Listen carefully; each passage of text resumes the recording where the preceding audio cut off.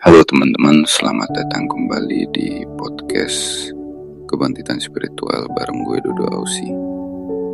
Hari ini kita bakal bahas sesuatu yang menurut gue pribadi pernah gue lewatin juga, yaitu soal gimana pentingnya komunitas dalam proses transformasi batin.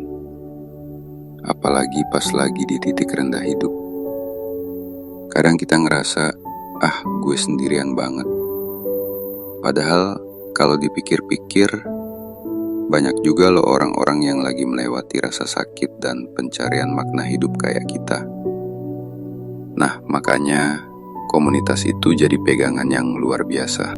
Gue ingat waktu gue mengalami fase penderitaan yang akhirnya nyeret gue ke fase gelap dan penuh kekhawatiran. Komunitas teman-teman lama itu justru jadi lilin kecil di dunia gue yang lagi gelap. Mereka nggak selalu kasih solusi sih.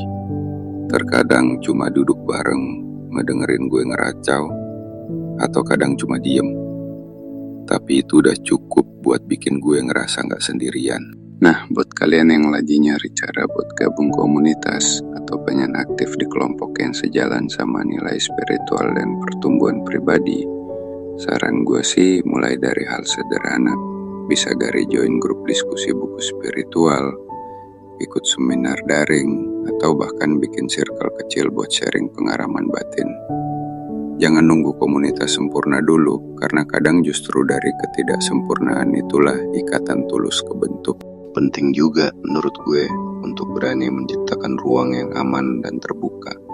Karena tidak semua orang nyaman buat buka-bukaan soal luka batin atau pertanyaan-pertanyaan besar tentang hidup. Jadi mungkin bisa mulai dengan saling menghormati privasi, jangan ngejudge, dan saling support. Dengan begitu, proses membangun kesadaran kolektif akan lebih gampang tumbuh. Oke, setelah kita merasain dukungan dari komunitas, tantangan berikutnya itu gimana caranya nilai-nilai spiritual dan pelajaran yang kita dapetin itu bisa nyusuk ke rutinitas harian. Gue sendiri pernah jatuh ke jebakan euforia spiritual pas abis ikut retret atau kumpul komunitas, terus balik ke rutinitas, lama-lama luntur. Kalian pernah gak sih ngalamin kayak gitu? Salah satu caranya, menurut banyak pengalaman temen dan juga hasil refleksi gue sendiri, adalah ngelatih mindfulness bareng-bareng. Bisa cuman sekedar duduk bareng di taman, meditasi sama-sama, atau ngobrol santai yang benar-benar hadir sepenuhnya di momen itu. Sederhana, tapi rasanya tuh kayak nge-charge energi batin gitu setiap hari. Ada juga komunitas yang ngebentuk proyek bareng, misalnya bikin kelas pengembangan diri, kegiatan sosial, atau kampanye spiritual di media sosial yang melibatkan banyak orang.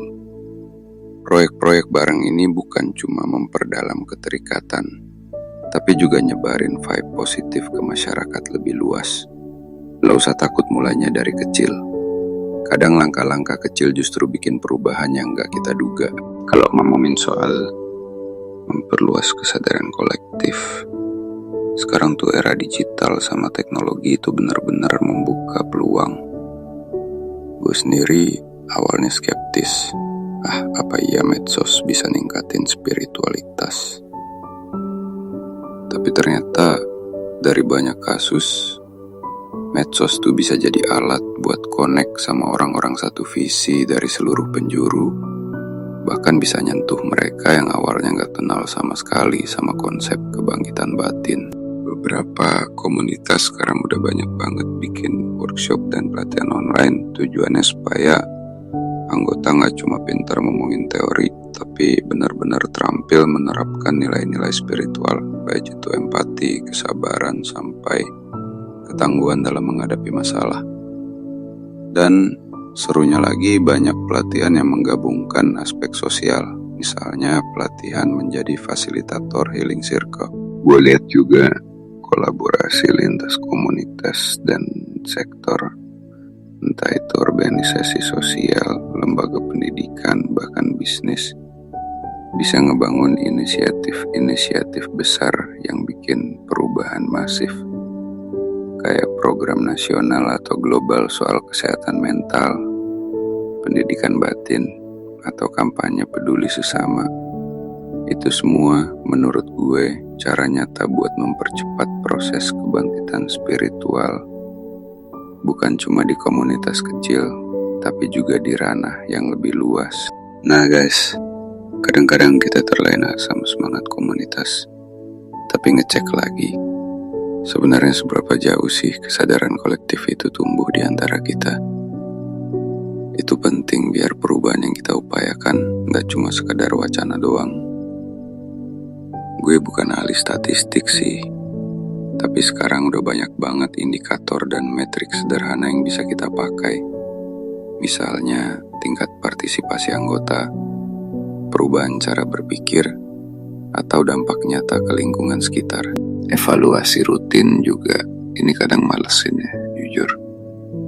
Tapi ya, penting supaya kita benar-benar tahu apa yang jalan, apa yang bisa ditingkatin, dan apa yang sebenarnya mubazir energi. Bisa dalam bentuk refleksi bareng, survei singkat ke anggota, atau ngobrolin hasil proyek bareng secara jujur dan terbuka. Dan jangan lupa, strategi atau cara-cara baru itu kadang harus kita adjust lagi, karena ya situasi berubah, orang-orang dan tantangan di masyarakat juga bergeser. Jadi ya terbuka sama umpan balik itu kunci banget biar proses transformasi atau kebangkitan spiritual ini terus relevan dan berdampak. Oke, segitu dulu episode kali ini. Jangan lupa buat terus explore, berbagi, dan tetap rendah hati dalam perjalanan kesadaran kolektif masing-masing.